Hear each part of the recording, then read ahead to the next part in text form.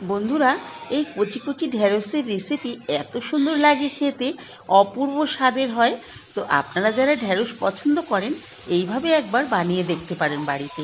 এই রেসিপিটা আমি কিন্তু আমার মায়ের থেকে শিখেছি। প্রথমে কালো জিরে আর শুকনো লঙ্কা ফোড়ন দিয়ে পেঁয়াজটাকে ভেজে নিয়ে আলু দিয়ে দিয়েছি। আলুটাকে নুন হলুদ দিয়ে আমি এবার সুন্দর করে একটু ভেজে নেব। ভেজে নিয়ে তারপরে এর মধ্যে ঢ্যাঁড়সগুলো দিয়ে দিচ্ছি। ঢ্যাঁড়সটাকে ভালো করে একটু ভেজে নেব। তারপরে এর মধ্যে ছোট ছোট দুটো টমেটো কুচি দিয়ে আবারও একটু ভেজে নেব।